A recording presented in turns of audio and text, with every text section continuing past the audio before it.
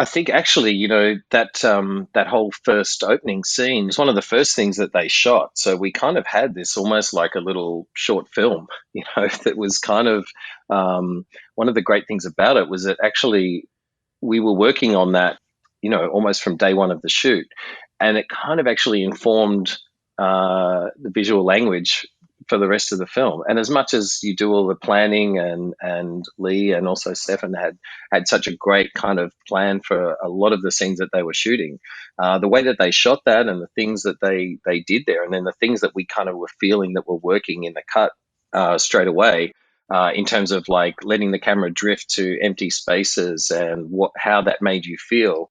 And then, of course, also just kind of seeing how much an amazing actor like Elizabeth Moss could do without any dialogue, but just and literally just being the only person that we could see in the room. And the way that her performance was conveying so much anxiety and fear was really instructive for how things could then be shot later. So in a way, there was actually that scene was even longer. Originally, of course, there was lots of other things that we ended up cutting out, but it's almost sort of feels like a cold open or something. It's like its own little kind of short film there that kind of like tells a lot, as you said, without any dialogue, but it gives you almost the backstory in one go.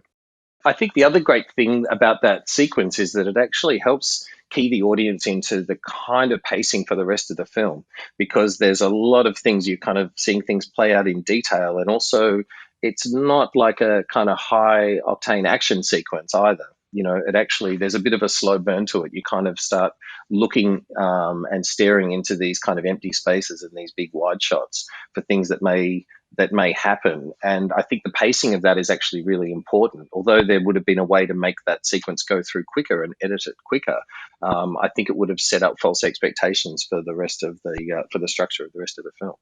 One of the things that I thought early on was just something that would be a challenge with it is that it was definitely going to involve visual effects on some level. And I think there's also this sense that I knew Lee wanted it to be a genuinely scary and thrilling film for people to watch. But I think there was a sense in my mind that once you sort of talking about an invisible man, and you instantly kind of go to just things floating around in the air. And and I feel like there was always going to be this fine line about things being really scary or just really silly. Like it could have looked kind of, comedic unintentionally because of just having that sense of like, I think there's also just something about your brain processing something, no matter how photorealistic you kind of created it with visual effects. Just the idea of an object floating in thin air is like there's just no point of reference to that. So it just instantly looks kind of a bit ridiculous, in the wrong context. So, being judicious with those effects was always going to be part of the challenge. So right from the even, well before production began, Lee and Stefan were certainly talking about a visual language that I think was really interesting in terms of just using the framing to kind of focus on other parts of the space that weren't our main characters, just to kind of help clue the audience into the sense that there would be someone else in the room with them.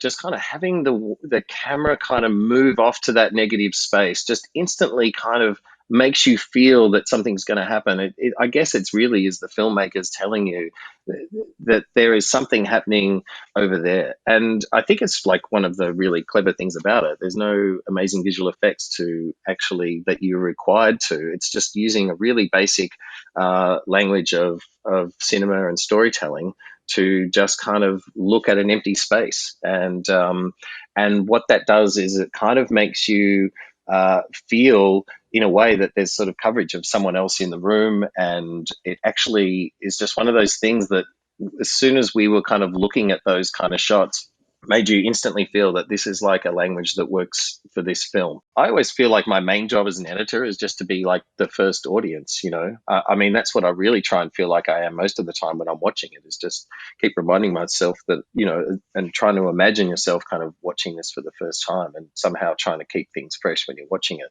But I think the amazing thing with this film, and again, when you've got such a high caliber of actors and a really great script, that as we were shooting it and we're putting it together, scene by scene, every scene was like really amazing because you're watching really amazing actors. Like everything they do is great.